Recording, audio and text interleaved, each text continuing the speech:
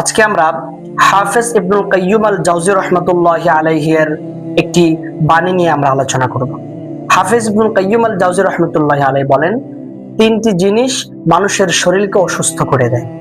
আজকে যদি আপনি সমাজের দিকে তাকান, 10 জন মানুষের ভিতরে দেখবেন 8 জন মানুষই অসুস্থ। 100 জন মানুষের ভিতরে দেখবেন 80% মানুষই অসুস্থ, কোনো না কোনো রোগে আক্রান্ত, কোনো না কোনো ভাবে অসুস্থ। আসুন আমরা জেনে নেই বিশ্ববিখ্যাত দায় হাফেজ ইবনুল কাইয়্যুম আল জাওজি রাহমাতুল্লাহি আলাইহি এর ঐতিহাসিক বাণী। তিনি বলেন, 1 নাম্বার, যদি কোনো মানুষ বেশি কথা বলে তাহলে সে অসুস্থ হয়ে যায়। অর্থাৎ যেখানে কথা বলার প্রয়োজন সে যদি সেখানেও কথা বলে, যেখানে কথা বলার প্রয়োজন নাই সে যদি সেখানেও কথা বলে, তাহলে সমাজ, এলাকা, পাড়া এবং তার পরিবারের মানুষ তাকে কি দেয় না, গুরুত্ব দেয় না। বেশি কথা বলার কারণে তার শরীর, তার দিমাগ, তার চেহারা, তার সবকিছুই পরিবর্তন হয়ে যায়। এজন্য আপনি যেখানেই বেশি কথা বলতে যাবেন সেখানে আপনার এলাকার মানুষ, পরিবারের মানুষ আপনাকে সম্মান ততটা কম দিবে। এজন্য আমরা কম কথা বলার চেষ্টা করব, তাহলে বেশি কথা বলা যাবে না। 2 নাম্বার, হাফেজ ইবনুল কাইয়্যুম আল জাওজি রাহমাতুল্লাহি আলাইহি বলেন, অতিরিক্ত পানাহার এবং অতিরিক্ত বিশ্রাম মানুষের শরীরকে অসুস্থ করে দেয়। বেশি খাবার খাওয়া যাবে না, অতিরিক্ত পানাহার করা যাবে না।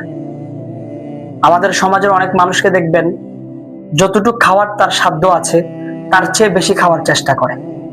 সে ভাবে আমি তো অল্প টাকায় খাবারটা পেয়েছি, আমি বেশি খাই। কিন্তু সে এটা ভাবে না, যতটুকু তার খাওয়ার সাধ্য রয়েছে সে যদি তার চেয়ে বেশি খাওয়ার চেষ্টা করে, বাকি খাবারটুকুই তার বদহজমের কারণ হবে, বাকি খাবারটুকুই তার শরীর অসুস্থতার কারণ হবে। এই জন্য বেশি খাবার খাওয়া যাবে না। তাহলে 1 নাম্বার হলো, তাহলে 1 নাম্বার হলো বেশি কথা বলা যাবে না। 2 নাম্বার, অতিরিক্ত পানাহার করা যাবে না এবং অতিরিক্ত বিশ্রামও নেওয়া যাবে না। 3 নাম্বার যে কথাটা বলেছেন সেটা হলো অতিরিক্ত ঘুম যাওয়া, অর্থাৎ অতিরিক্ত নিদ্রা যাওয়া। আমাদের সমাজের অনেক মানুষকে দেখবেন সকাল নাই, বিকাল নাই, দুপুর নাই, রাত নাই, যখন তখন মন চায় সে ঘুমায়। এটা করা যাবে না। আপনি যদি সকালেও ঘুমান, দুপুরেও ঘুমান, রাত্রেও ঘুমান, তাহলে আপনার পরিবার কে দেখাবে? আপনার পরিবারকে দেখবে কি? আপনার পরিবারকে দেখাশোনা করবে কি? আপনাকে তো কাজে যেতে হবে, আপনাকে তো চাকরিতে যেতে হবে।